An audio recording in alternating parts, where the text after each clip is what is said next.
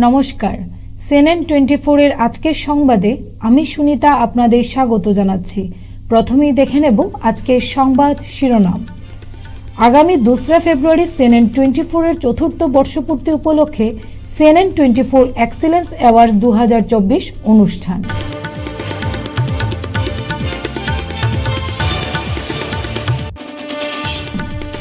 Railway স্টেশনে ফের মৃতদেহ উদ্ধারের ঘটনায় তীব্র প্রতিক্রিয়া জনমনে।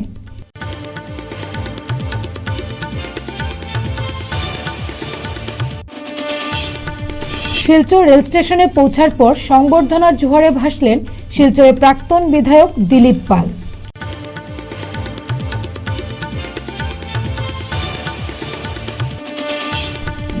ভাষা আন্দোলনের সেনানী তথা প্রবীণ সাংবাদিক স্বদেশ বিশ্বাসের প্রয়াণে বরাকবঙ্গের স্মরণ ও শ্রদ্ধাঞ্জলি অনুষ্ঠান শিলচরে।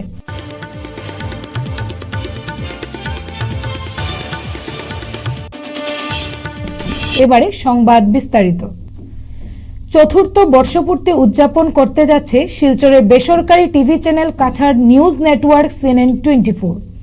শিলচর গান্ধী ভবনে CNN24 এর গৌরবময় চতুর্থ বর্ষ উদযাপন করা হবে। CNN24 চ্যানেলের চতুর্থ বর্ষপূর্তি উপলক্ষে CNN24 এক্সিলেন্স অ্যাওয়ার্ডস 2024 আয়োজন করা হয়েছে। ওই দিন কনক্লেভ সহ নানা কর্মসূচি দিয়ে অনুষ্ঠান হবে। সংবাদ মাধ্যম CNN24 চ্যানেলের গৌরবময় চতুর্থ বর্ষ উদযাপন স্মরণীয় করে রাখতে সমাজের 126 জন যথাক্রমে স্বনামখ্যাত রাজনীতিক, সাংস্কৃতিক, সমাজসেবী ও সংবাদ জগতের গুণী ব্যক্তিত্বকে CNN24 এক্সিলেন্স অ্যাওয়ার্ডস 2024 দেওয়া হবে। বুধবার এক সাংবাদিক বৈঠক ডেকে চ্যানেলের ম্যানেজিং ডিরেক্টর জয়জিৎ বিশ্বাস একথাগুলো জানিয়েছেন। এদিন সাংবাদিক বৈঠকে chairman Shankar Das, program coordinator Soumitra Dutta, director Ashish চক্রবর্তীকে পাশে বসিয়ে জয়জিৎ বলেন, অনুষ্ঠানের প্রথম ধাপ শুরু হবে বিকেল 3টা থেকে, বিকেল 5টা থেকে অ্যাওয়ার্ড প্রদান করা হবে। প্রথমে আমি CNN24 এর পক্ষ থেকে আজকে এখানে প্রেস মিটে উপস্থিত সাংবাদিক ভাই, বন্ধু এবং দাদাদেরকে অশেষ ধন্যবাদ জানাচ্ছি। আপনারা অনেক ব্যস্ততার মধ্যেও আমাদের ডাকে সাড়া দিয়ে আজকে আমাদের এই প্রেস মিটে এসেছেন। CNN24 কাছাড় নিউজ নেটওয়ার্ক আমাদের চতুর্থ বর্ষপূর্তি উপলক্ষে আগামী 2 ফেব্রুয়ারি শিলচর গান্ধী ভবনে আমরা একটি মনোজ্ঞ প্রোগ্রাম করতে চলেছি। বিগত দিনে আমাদের প্রোগ্রামগুলোতে আমাদের এটা চতুর্থতম বৎসর। বিগত দিনে আমরা CNN24 এর পক্ষ থেকে ফাউন্ডেশন ডের প্রোগ্রামগুলোতে আমরা যেমন আমরা লাস্ট ইয়ার অন্বেষা নাইট করেছি, এখানে সংবর্ধনা দিয়েছি। তো এই বছর আমাদের প্রোগ্রামটা একটু ভিন্ন ধরনের প্রোগ্রাম আমরা আয়োজন করতে চলেছি। এই প্রোগ্রামে আমরা বিশেষত দুটো সেশন থাকবে। প্রথম সেশনে আমরা দুপুর 3টের থেকে আমরা গান্ধী ভবনে একটা CNN24 কনক্লেভ আমরা আয়োজন করতে চলেছি। কনক্লেভের এই কনক্লেভটা একটু ভিন্ন মাত্রা নেবে আমরা আশা রাখছি। যে কনক্লেভের মধ্যে আমরা দুটো প্যানেল তৈরি করছি। একটা প্যানেলে শিলচরের বরিষ্ঠ সাংবাদিকরা থাকবেন এবং বরিষ্ঠর সাথে আমরা নবীন সাংবাদিকদেরকেও সেখানে রাখবো। তো একটা প্যানেলের মধ্যে সাংবাদিকরা থাকবেন আর একটা প্যানেলে আমাদের গেস্ট থাকবেন, কয়েকজন সরকার পক্ষ থেকে থাকবেন এবং আমাদের বিরোধী পক্ষ থেকেও আমরা 2-1 জনকে রাখার চেষ্টা করছি। মাননীয় শিলচরের বিধায়ক দীপায়ন চক্রবর্তী মহাশয় কথা দিয়েছেন, উনি এই কনক্লেভে উপস্থিত থাকবেন। তো আমরা সেইভাবে একটা কনক্লেভ আয়োজন করতে চলেছি গান্ধী ভবনে 3টের থেকে। সংবাদ মাধ্যমের মাধ্যমে আমরা সবাইকে জানাতে চাই এই কনক্লেভটা একটা ভিন্ন মাত্রা নেবে এবং সবাই যাতে এই কনক্লেভটাতে যোগদান করে। এবং যারা দর্শক আসনে থাকবেন, বিভিন্ন NGOকেও আমরা বলেছি যে আসার জন্য। এখানে শিলচরের যে বার্নিং ইস্যুসগুলো, সমস্যাগুলো আছে, সেগুলো নিয়ে কনক্লেভের মধ্যে ডিসকাশনটা হবে এবং সেটার সমাধানের কি পথ সেটাও আমরা এই কনক্লেভ থেকে বের করার চেষ্টা করব। তো আমরা আশা করব এই কনক্লেভটা একটা অন্য ধরনের কর্মসূচি আমরা হাতে নিয়েছি এবং সেই কনক্লেভটা সাকসেস তখনই হবে যখন সবাই পূর্ণ সহযোগিতা আমরা সবার থেকে পাবো। তো আপনাদের মাধ্যমে আমরা সবাইকে সেটাই বলতে চাই যে একটা শিলচরের জন্য, শিলচরের যেগুলো সমস্যা আছে সেইগুলোর ব্যাপারেই আমরা ডিসকাশন করতে চাই। সেটা আমরা একটা চেষ্টা করব যাতে আমাদের যারা গেস্টরা উপস্থিত থাকবেন তাদের থেকে এটা সলিউশনই বের করা যায় কিনা। তার জন্য সবাই যাতে স্বতঃস্ফূর্তভাবে আমাদের এই কনক্লেভে যোগদান করে, তার জন্য আমি আপনাদের তরফ থেকে সবার কাছে বিনম্র অনুরোধ করব। আর আমাদের সেকেন্ড সেশন শুরু হবে বিকেল 5টার থেকে। সেই সেশনে আমরা শুধু CNL 24 এক্সেলেন্স অ্যাওয়ার্ড আমরা রাখছি।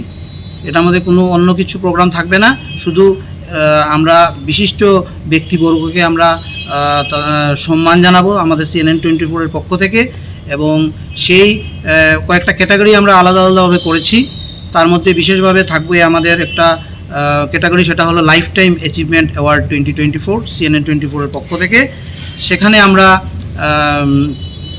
বরিষ্ঠ রাজনীতিবিদ কবীন্দ্র পুরকায়স্থ থেকে শুরু করে আমরা বিশিষ্ট ডক্টর এবং বিশিষ্ট সাংবাদিক তথা সমাজসেবী এখানে অনেক আমাদের প্যানেলে রেখেছি।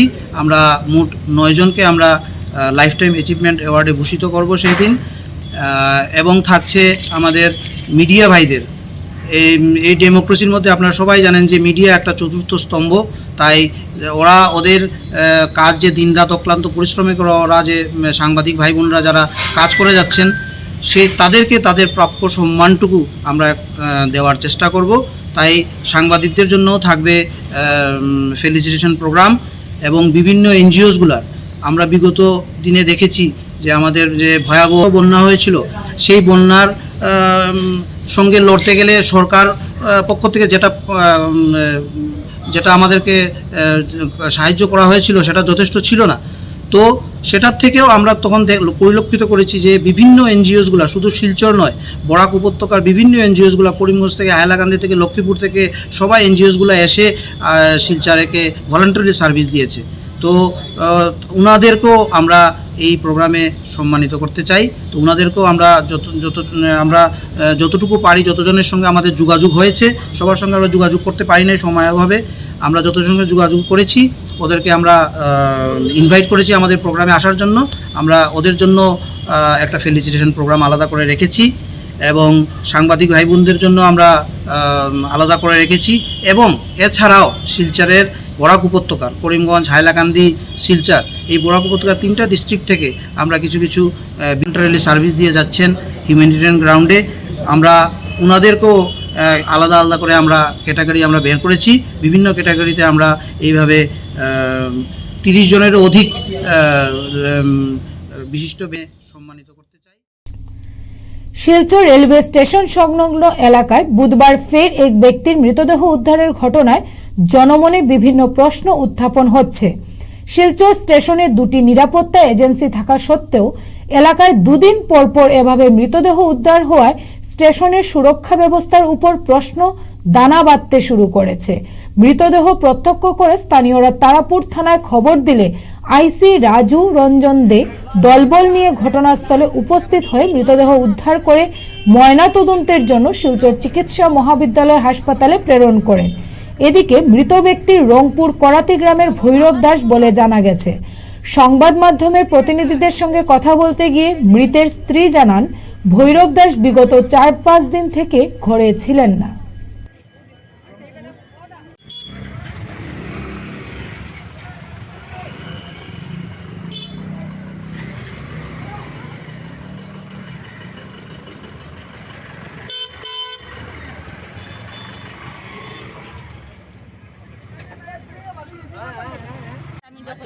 আপনার বাসা কোন জায়গা? বাসা কোন জায়গা? বাসা রংপুর করাতি গ্রাম। তার নাম কি তা? ভৈরব দাস। ভৈরব দাস মানে তানজি কেন যে মারা গেছে আপনারা জানেন না নি? না জানি না। কি তো হইছিল ঘটনা? কেমনে মারা গেছে আমি কইতে পারতাম না। তে তানি কি বড় আসতো না? না 4,000 থেকে গড় জানা যায় না। না। তো আজকে খবর পাখি দিছে আপনারা? আজকে আমরা পাড়ার মানুষ কেমনে জানি খবর পাইয়া দিছে। তারা মনে কইছে। খবর পাইছুন হইয়া দেখছুন কেন মৃত্যু তাই? ওখান খালি আমি আইছি। আপনারা খেয়ে তাই? আমার স্বামী। স্বামী। মানে আপনার কি কোনো সন্দেহ আছে নি? কেমনে তো আমার কোনো সন্দেহ নখন তো প্লাস্টিক কাই এরকম কই এরকম তাই যাই করো। এদিকে থাম। তাই ড্রিঙ্কিং করতানি? হ্যাঁ? ড্রিঙ্কিং করতানি? না। গুয়াহাটিতে আনুষ্ঠানিকভাবে বিজেপিতে যোগদান করে শিলচর রেল স্টেশনে পৌঁছার পর সংবর্ধনার জোয়ারে ভাসলেন শিলচরের প্রাক্তন বিধায়ক দিলীপ পাল। বুধবার তিনি শিলচর রেল স্টেশনে আসার পর প্রায় কয়েক হাজার বিজেপি কর্মী সমর্থকরা স্বাগত জানাতে উপস্থিত হন। দিলীপ পাল পুনরায় বিজেপিতে আসার ফলে বিজেপি কর্মীদের মধ্যে আনন্দ উল্লাস ফুটে পড়তে দেখা যায়।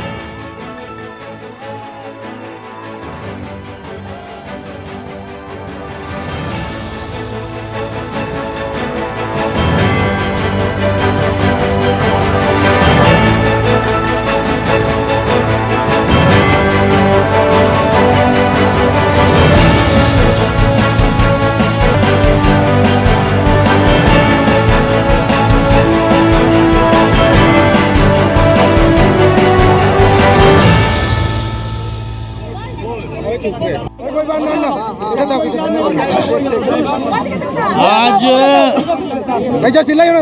भारत माता की भारत माता की नरेंद्र मोदी जिंदाबाद, नरेंद्र मोदी जिंदाबाद, हेमंत बिश्व शर्मा जिंदाबाद, जय श्री राम, जय श्री राम, बीजेपी जिंदाबाद, बीजेपी जिंदाबाद, बीजेपी जिंदाबाद। आज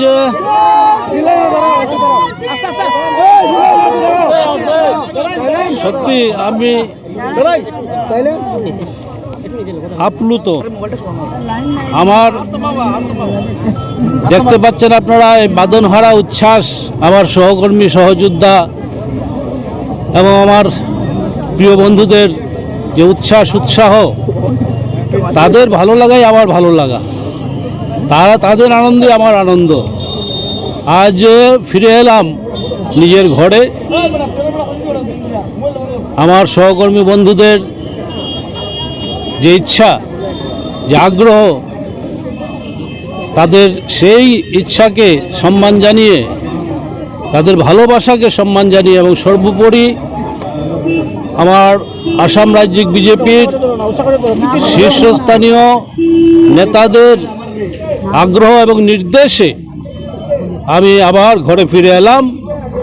এবার আমাদের লক্ষ্য একটাই, আর 2 মাসের মধ্যে, 2 মাসের কাছাকাছি সময়ে লোকসভা নির্বাচন অনুষ্ঠিত হতে চলেছে এবং আমরা সবাই মিলে ভারতীয় জনতা পার্টির প্রতিটি কর্মকর্তা, কর্মী, কার্যকর্তা, নেতা সবাই মিলে আমরা প্রধানমন্ত্রী মাননীয় নরেন্দ্র মোদীকে তৃতীয়বারের মতো আমরা আবার দিল্লির মসনদে আমরা দেখতে চাই এবং আমরা বিশাল সংখ্যক ভোটে আমাদের বরাক উপত্যকা থেকে 2টি সিট আমরা তাকে উপহার দেব, এই প্রতিজ্ঞা আমরা নিচ্ছি।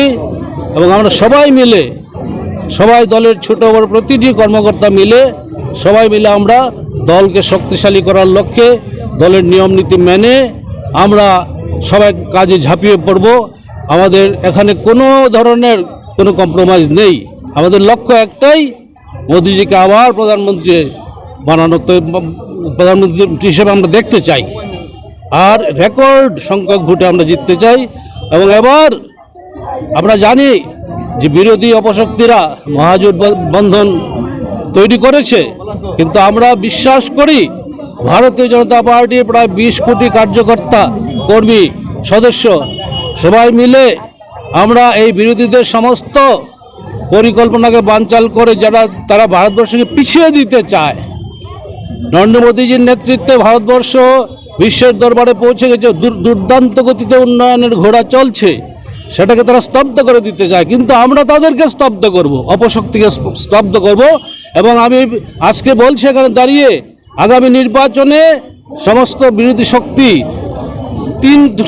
তিন সংখ্যায় পৌঁছতে পারবে না, 3 সংখ্যার ভেতরে আটকে যাবে।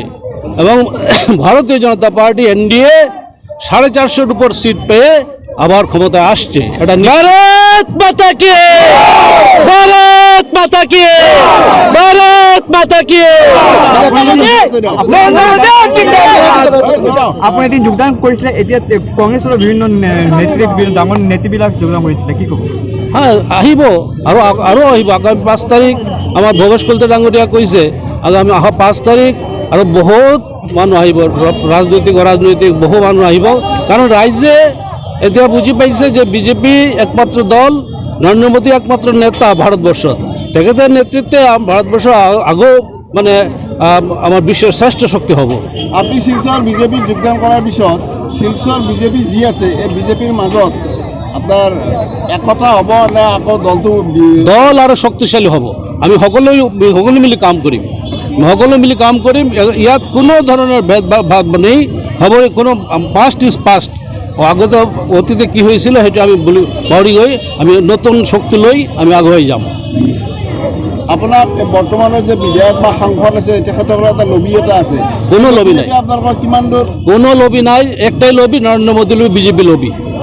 এবং তেওঁলোকৰ লগত আমাৰ কথা হৈছে, তেওঁলোক আমাকে শুভেচ্ছা জ্ঞাপন কৰিছে। কোনো মানে বিভাজন নাই? কোনো বিভাজন নাই, আজিৰ পৰা কোনো বিভাজন নাই। এই মুহূর্তে আপনার লক্ষ্য উদ্দেশ্য একটাই বললাম যে আগামী লোকসভা নির্বাচন আমাদের পাখির চোখ। এই লোকসভা নির্বাচনে নরেন্দ্র মোদীজিকে তৃতীয়বারের মতো আমরা প্রধানমন্ত্রী হিসেবে দেখতে চাই এবং বিশাল সংখ্যাগরিষ্ঠতা নিয়ে, এবং আমরা শিলচর করিমগঞ্জ দুটোই আমরা জিতবো, ভালো ভোটে জিতবো। দলে ফেরানো নিয়ে মন্ডল কমিটিগুলি প্রতিবাদ জানিয়েছিল, সেটা একসময় হয়েছে, আমি বললাম তো অতীত ঘাটে লাভ নেই, বর্তমানকে নিয়ে আমরা চিন্তা। ভবিষ্যৎ কী হবে আমরা ভবিষ্যতের কথা পড়ে, বর্তমানে আমরা সবাই মিলে কাজ করব। এখানে কোনো ভেদাভেদ নেই, সবাই আমার সহকর্মী, আমি সবার সঙ্গেই কাজ করেছি দীর্ঘ বছর, এখন আবার কাজ করব। আপনারা কোথায় যাবেন? এখন বাড়িতে যাব, কংগ্রেসের মত কোনো না হয়, বিরোধী শক্তি 3 ডিজিট পার না হবো এবার। এই 24 লোকসভা নির্বাচনে 3 ডিজিট মানে 100-এর ভিতর থাকিব সকলো বিরোধী শক্তি। আপনি চাই ল'ব, আপোনাৰ মিলাই ল'ব। আচ্ছা দাদা, এটা গুৰুত্বপূৰ্ণ কথা, আপুনি যেতিয়া দলৰ পৰা বহিষ্কৃত হ'ব লাগে হ'ল, ইয়াৰ মূল কাৰণ আছিল আপুনি সেই সময়ত চিণ্ডিকেটৰ বিৰুদ্ধে সৰব হৈছিল। এতিয়া চিণ্ডিকেটৰ বিষয়ে কিবা ক'বনে? এতিয়া আমাৰ একটাই লক্ষ্য 24 নির্বাচন, বাস। No syndicate. বুধবার শিলচর বঙ্গভবনে বরাক উপত্যকা বঙ্গ সাহিত্য ও সংস্কৃতি সম্মেলন কাছাড় জেলা সমিতির উদ্যোগে ভাষা সেনানীর স্বদেশ বিশ্বাসের প্রয়াণে গভীর শ্রদ্ধা জানানো হয়।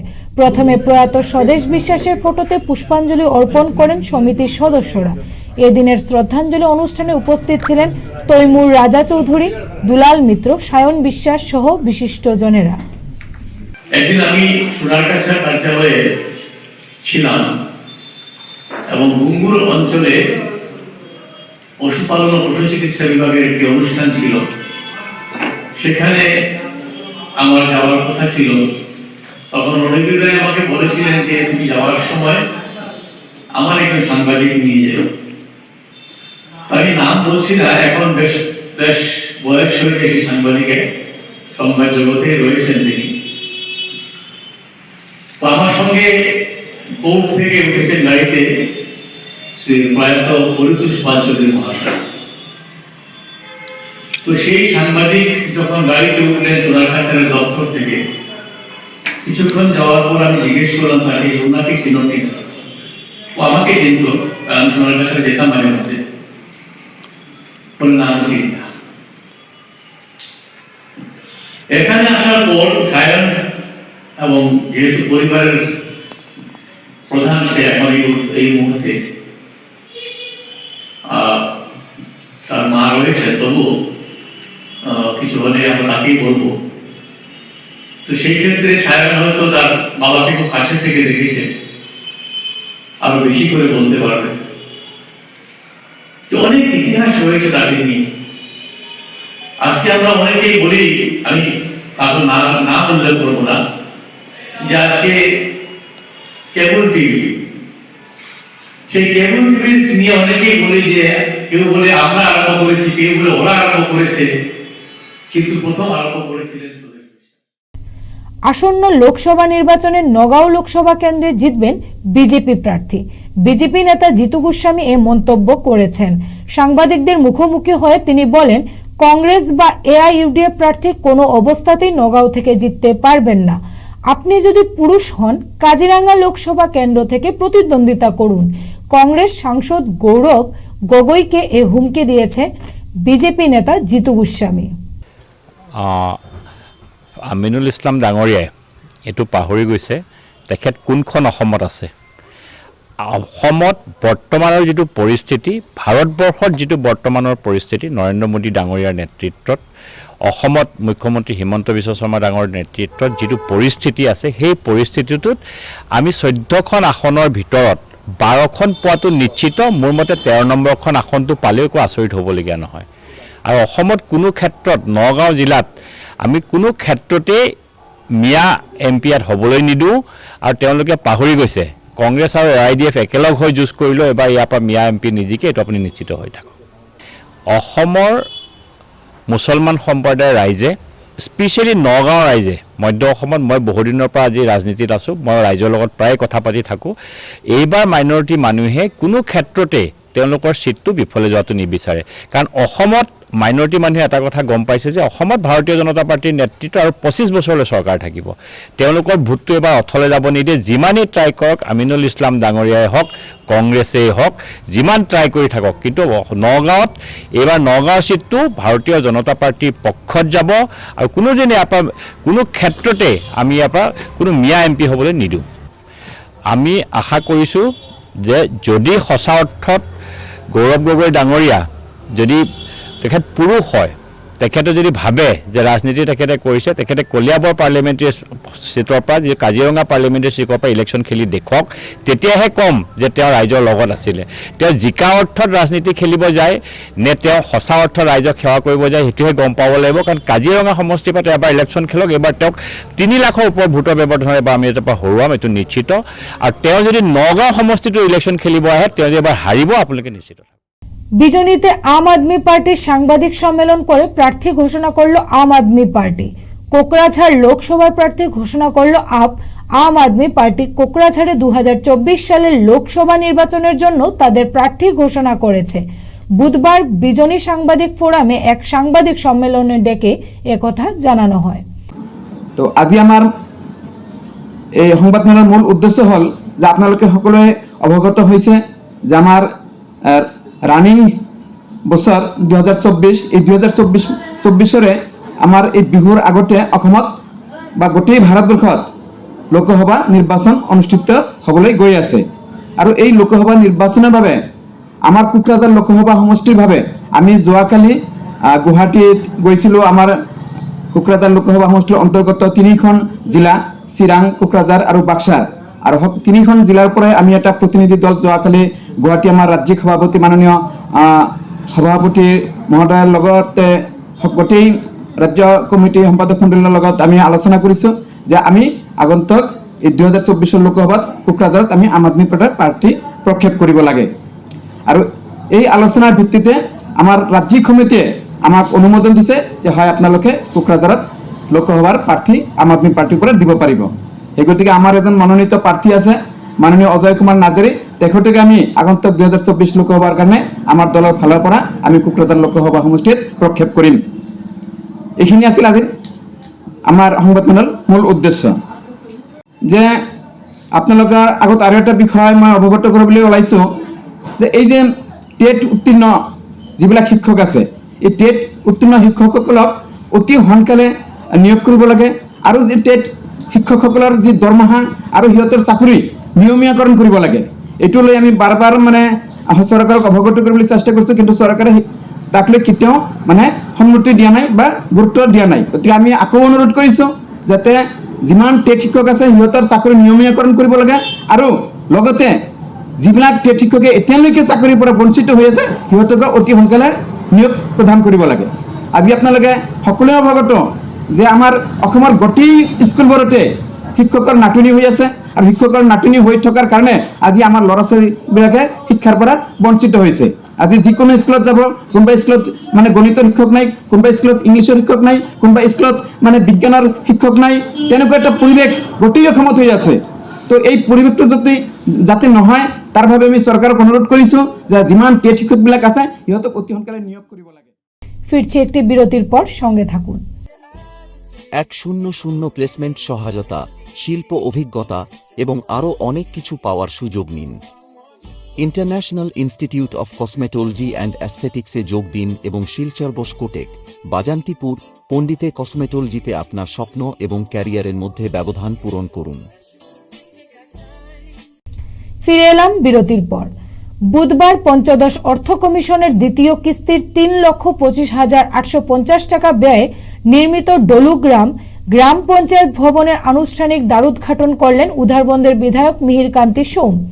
সঙ্গে ছিলেন জেলা পরিষদের মুখ্য কার্যনির্বাহী আধিকারিক রঞ্জিত দাস লস্কর, বাঁশকান্দি ব্লকের ভিডিও যাত্রাকান্ত কর্মকার সহ অন্যান্যরা। সভাপতি রিঙ্কু দাশগুপ্তের পৌরোহিত্যে অনুষ্ঠিত সভায় বিধায়ক বলেন, স্বল্প দিনের কাজ শেষ হয়েছে।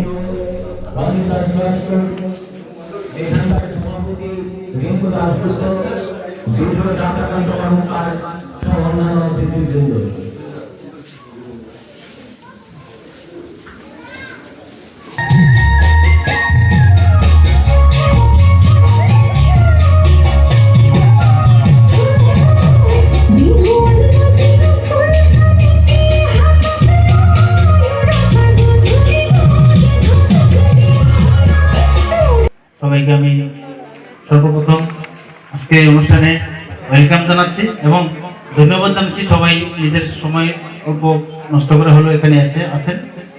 আমাদের এটি হলো একটি মডেল জিপি অফিস। এই যে জিপি অফিসটার এরকম অফিস আমাদের ব্লকের মাত্র একটি জিপিতে এখন প্রথম হয়েছে, দলগ্রাম জিপিতে।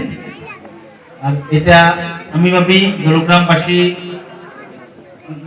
দলগ্রামের যত লোক আছে সবার জন্য সৌভাগ্য, আমারও সৌভাগ্য। আমি ভিডিও থাকার সময়ে এরকম একটা অফিস হয়ে গেল, দেখেও ভালো লাগে সবার জন্য। এই অফিসটা হওয়াতে যথেষ্ট কম সময় পেয়েছি আমরা, বেশি সময় পাইনি, তথাপি তো হয়েছে। আর এই অঞ্চলের লোকেরা অনেক সহায় করেছে আমাদেরকে। জায়গার অনেক অসুবিধা ছিল, এই সামনের জায়গাটা ছিল উঁচু, ওটা কেটে ওখান থেকে মাটিতে এটা আটকালি করা হয়েছিল। তাই ওই যে ঘরের লোক, ওনাকে আমি ধন্যবাদ জানাচ্ছি। ওনার যদিও লাভ হয়েছে, আমাদের বেশি লাভ হয়েছে। ডলুগ্রাম জিপির অমৃত সরোবর ও প্রধানমন্ত্রী আবাস যোজনার গৃহগুলো বুধবার পরিদর্শন করলেন জেলা পরিষদের মুখ্য কার্যনির্বাহী আধিকারিক রঞ্জিত দাস লস্কর। সঙ্গে ছিলেন বাঁশকান্দি ব্লকের ভিডিও যাত্রাকান্ত কর্মকার, ডলুগ্রাম সভাপতি রিঙ্কু দাশগুপ্ত, জিপি সচিব উত্তম দাস সহ অন্যান্যরা।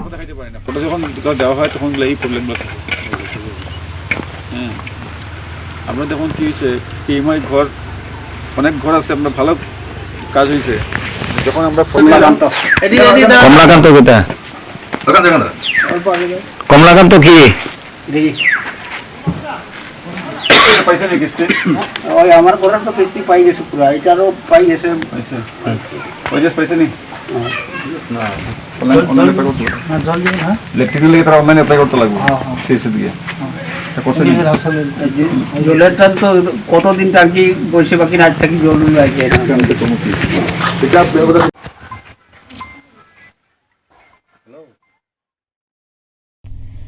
আগন্তুক ন্যাক টিমের কলেজ পরিদর্শনকে লক্ষ্য রেখে রাধামাধব কলেজ প্রেক্ষাগৃহে আগামী 11 ফেব্রুয়ারি রবিবার বেলা 12 ঘটিকার সময় কলেজের প্রাক্তনীদের নিয়ে এক অ্যালুমিনি মিটের আয়োজন করা হয়েছে। উক্ত সভায় রাধামাধব কলেজের প্রাক্তনীদের যথাসময়ে উপস্থিত থাকার আহ্বান জানিয়েছেন রাধামাধব কলেজের অধ্যক্ষ ডক্টর দেবাশিস রায়, রাধামাধব কলেজ আইকিউসি এর কোঅর্ডিনেটর ডক্টর সোনালী চৌধুরী ও রাধামাধব কলেজ অ্যালুমিনি অ্যাসোসিয়েশনের সভাপতি দেবাশিস সোম। আইকিউসির তরফে এবং রাধামাধব কলেজ অ্যালুমিনি অ্যাসোসিয়েশনের সহযোগিতায় আগামী 11 ফেব্রুয়ারি দুপুর 12টায় রাধামাধব কলেজের অডিটোরিয়ামে আমরা একটা অ্যালুমিনি মিটের আয়োজন করেছি, যেখানে আমি রাধামাধব কলেজের পক্ষ থেকে সকল প্রাক্তনীদেরকে আহ্বান জানাচ্ছি যে আপনারা সবাই আসুন, যোগদান করুন এই মিটিংয়ে। এবং এটা আমরা আইকিউএসির তরফ থেকে করেছি, যেখানে আমরা নেক পরিদর্শনকে মাথায় রেখে বিভিন্ন জিনিস সবার সাথে ডিসকাস করব এবং আপনাদের সহযোগিতা, আপনাদের সাজেশন আমরা খুব দরকার, সো দ্যাট আমরা ভালোভাবে যেন নেকটাকে ভালো করে ফেস করতে পারি এবং আমরা আমাদের কলেজের ডেভেলপমেন্টটাকে সুন্দর করে আনতে পারি। আমি আবার সব প্রাক্তনীদেরকে আহ্বান জানাচ্ছি যে আপনারা একটু সময় বের করে ওই দিন আসবেন এবং এই অ্যালুমিনি মিটটাতে যোগদান করবেন। শেষমেশ গুরুতর অসুস্থ অবস্থায় মৃত্যুমুখে ঢলে পড়লেন প্রাক্তন সেনা উমাকান্ত দাস। অবহেলা ও শারীরিক নির্যাতনের গুরুতর অভিযোগ উঠল দ্বিতীয় স্ত্রী কল্পনা দাসের বিরুদ্ধে। উমাকান্ত দাস ছিলেন কাটলিছড়ার বাসিন্দা। উল্লেখ্য, তিনি 1971 সালে বাংলাদেশের মুক্তিযুদ্ধে ভারতীয় সেনার হয়ে যুদ্ধও করেছিলেন পাকিস্তানের বিরুদ্ধে। উনার মতো দেশভক্তের এই করুণ পরিণতি হবে তা ভেবে কুল পাচ্ছেন না কাটলিছড়ার জনগণ। জানি না, খালি জানি অসুস্থ তাই সেই না আসলা। এরপরে একদিন খুব মানে একলা তাই মানে করতে পারলা না, তা আমার ডাকিয়া কইলা, আমি গিয়া ওই একজন কোম্পাউন্ডার আছে তানে ডাকিয়া নিয়ে দিছে। আমি গেছি না অবশ্য, আমরা তো বাইরে কাজে থাকি। শুনলাম দ্বিতীয় স্ত্রী খুব অত্যাচার করতো। এইগুলো আমরা করতে পারি না, আমরা যাই না এই বাড়িতে, আমরা যাই না। একদিন আর 2 দিন গেছি। আপনাকে? আমি ওনার বড় মেয়ের জামাই। আচ্ছা আচ্ছা, তো ওনার কি এক মেয়ে ছিল? হ্যাঁ, এক মেয়ে ছিল। আচ্ছা, আপনি তো ঘটনাটা কি হয়েছে একটু বলুন। ধরুন, উনি যখন ম্যারেজ করেন, আমার শ্বশুর, উনি তো ডিফেন্সে ছিলেন এবং 1971 উনি, ওনার নাম হচ্ছে উমাকান্ত দাস। হ্যাঁ, উনি 71 যুদ্ধ আত্মবলিদান করেছেন বা যুদ্ধে অংশগ্রহণ করেছিলেন। তার জন্য ওনাকে আমি অসংখ্য শ্রদ্ধা করতাম এবং এখনো করি। কিন্তু উনি যখন দ্বিতীয়বার পানি গ্রহণ করেন, তখন আমাদের দৃঢ় ছিল, অবজেকশন ছিল, আপত্তি ছিল যে এই ধরনের পজিশনে এটা না করাটাই বেটার। আপনি সে ধরুন আজ থেকে 10 বছর আগে হয়তো 70+ হবে তখন ওনার এজ। কিন্তু আমরা যখন টাইম টু টাইম আসতাম ওনাকে ভিজিট করার জন্য, আমার শ্বশুর হিসাবে বা আমার ওয়াইফ আসতো ওনার বাবা হিসাবে শ্রদ্ধা দেওয়ার জন্য, তখন বুঝতাম উনি যেন মাতৃসুলভ ব্যবহার করছেন। আমরা যেন ওনার কেউই নাই, আমরা যেন অপরিচিত। ছেলে মেয়ে সবার প্রতি যেমন একটা বৈষম্যমূলক ভাব উনার ছিল। যেমন আমরা 1-2 দিন থাকার পরে ওনার অতিষ্ঠ লেগে যেত, আমাদের কিছু দিতে গেলে উনি আপত্তি সৃষ্টি করতেন দৃঢ়ভাবে যাতে না দেই। এবং সেই যে অফুরন্ত, উনিও বহুত বড় একটা পেনশনের মালিক ছিলেন, কিন্তু ওনার ছেলেমেয়ে সবাই ছিল নিজের দিকে প্রতিষ্ঠিত এবং রোজগারে। ওনার কাছ থেকে কিছু নিত না, বরঞ্চ দিত। কিন্তু এই যে ইনকামটা কোথায় যেত সেটা আমরা জানি না, বলতামও না। এবং ওনার ওয়াইফ দেখতাম সব সময় যেমন একটা নিজের পার্সোনাল দৃষ্টিভঙ্গি নিয়ে চলছে, যেমন উনাকে এবং গোটা পরিবারকে যেমন একটা ব্ল্যাকমেইল করে যাচ্ছে দৃঢ়ভাবে। উনি যে একজন অত বড় অফিসারের ওয়াইফ সেটা ওনার মনে ছিল না। সেই সম্মানের প্রতি কোনো শ্রদ্ধা ভক্তি না চিনে উনাকে এবং উনার পরিবারকে সম্পূর্ণরূপে ব্ল্যাকমেইল করে গেছেন। এবং উনার মরার পরেও উনি যেমনি উনার নিজের বাড়িতে চলে গেছেন, আজ অবস্থায় আসেননি। আজকে উনার অন্ত্যেষ্টিক্রিয়া, শ্রাদ্ধ, এবং উনি যেদিন মারা যান সেদিনও উনি আসেননি। এবং যেটা আমাদের হিন্দু সমাজের কৃষ্টি সংস্কৃতি ছিল একজন ওয়াইফের করা, সেটাও করেননি। আমি অনুগ্রহ করে আরেকটি কথা বলতে চাই, যেগুলা সব কিছু আইন এবং নিয়ম কারণের ঊর্ধ্বে। সবাই চলে যেতে পারে হাজব্যান্ডকে ছেড়ে, গার্জিয়ানকে ছেড়ে, কিন্তু নিজের ওয়াইফ নিজের শ্মশান পর্যন্ত যেতে হয়, উনাকে ত্যাগ করতে পারেননি। কিন্তু এখানে আমি দেখছি সম্পূর্ণ উনি সেটা করেননি। আমাদের সে সতী সাবিত্রী শেষ যেটা, সেই ব্রত তিনি পালন করেছেন কি না আমার সন্দেহ রয়ে গেছে। এই বলে আমি বক্তব্য এখানে এবারে খেলার খবর। অগ্রণী ক্লাবের সুবর্ণ জয়ন্তী বর্ষ উদযাপন উপলক্ষে হিরণবালা রায় স্মৃতি eight a side night prize money cricket প্রতিযোগিতার সূচনা হয়েছে। এদিন স্মৃতিমঞ্চে উপস্থিত ছিলেন আসাম বিধানসভার প্রাক্তন বিধায়ক তথা উপাধ্যক্ষ আমিনুল হক লস্কর, বিজেপি কাছাড় জেলা সভাপতি বিমলেন্দু রায় সহ অন্যান্যরা।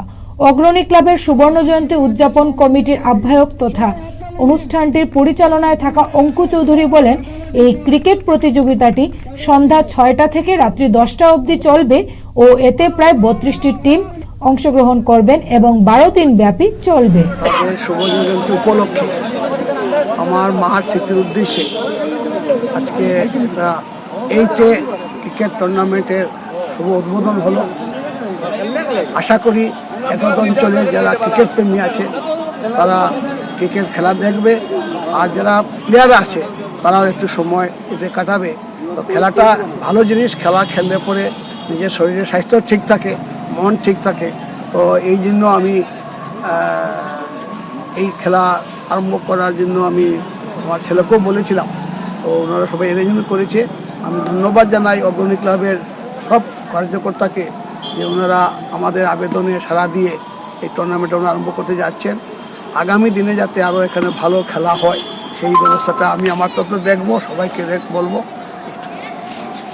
অগ্রণী ক্লাবের 50 বছর পুরা হলো। এই 50 বছরের সুবর্ণ যাত্রায় আজকের দিনে হিরণবালা রায় স্মৃতি 8-a-side ক্রিকেট টুর্নামেন্টের শুভ উদ্বোধন হয়েছে। হিরণবালা রায়ের সুযোগ্য পুত্র ভারতীয় জনতা পার্টি কাছাড় জেলার সভাপতি বিমলেন্দু রায়ের হাত দিয়ে উনি আজকের মুখ্য অতিথি ছিলেন। আজকে সুন্দরভাবে খেলার উদ্বোধন হয়েছে। অনেক প্লেয়ার, অনেক টিম অংশগ্রহণ করেছে। আগামীকালকে থেকে রেগুলার বেসিস খেলা হবে, নকআউট খেলা। আর শিলচরে কাছাড় জেলাতে বেশ কয়েকটা ক্লাব আছে, এর মধ্যে সুভাষনগরের অগ্রণী ক্লাবের বেশ কিছু নাম আছে। আমরা ছোটো থাকতেও শুনেছি ওই ক্লাবের নাম। অনেক যোগ্য ব্যক্তি, সুশীল চৌধুরীর মতো, অ্যাডভোকেট সুশীল চৌধুরীর মতো ব্যক্তি এখানে সভাপতি ছিলেন, বেশ দিন ছিলেন। আজকের এই ক্লাবের 50 বছর পূর্তি উপলক্ষে আজকের এই অনুষ্ঠানে আমি অংশগ্রহণ করায় নিজেকে ধন্য মনে করতেছি। আজকে ওদের ক্লাবের যারা সদস্য সবারকে ধন্যবাদ দিতেছি যে আজকে এই যে শুভ উদ্বোধনী দিনে আমাকে আমি যে অংশগ্রহণ করতে পারায় আজকে বিশেষ বিশেষ ধন্যবাদ সমস্ত ক্লাব সদস্যকে। ধন্যবাদ। আজ শিলচর জেলা ক্রীড়া সংস্থার পরিচালিত শিলচর স্পোর্টিং মাঠে সাময়িক প্রসঙ্গ কাপ মহিলা prize money league cum knockout football chairmanship খেলা অনুষ্ঠিত হয়। আজকের খেলা মুনলাইট ক্লাব ও শিবদুর্গা ক্লাবের মধ্যে হয়। এই খেলাতে কোনো দলই গোল করতে পারেনি। খেলাটি ড্র হয়। খেলা শেষ হওয়ার পর ভালো খেলোয়াড় হিসেবে শিবদুর্গা ক্লাবের রিঙ্কি কালিন্দিকে ডিএসএর সভাপতি শিবব্রত দত্তের সহধর্মিনী মধুমিতা দত্ত ট্রফি দিয়ে পুরস্কৃত করেন।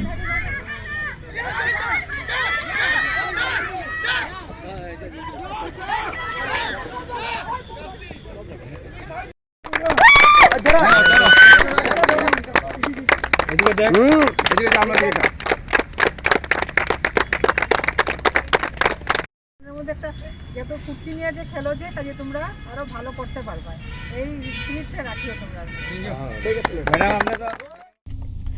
আজ শিলচর এসএম দেব স্টেডিয়ামে জেলা ক্রীড়া সংস্থার পরিচালিত সুশীল চৌধুরী ও Meera Chowdhury memorial prize money first division cricket league cum knockout tournament অনুষ্ঠিত হয়। এই লিগে উত্তরপাড়া ক্লাবকে 83 রানে হারিয়ে ইটখোলা স্পোর্টিং জয়ী হয়।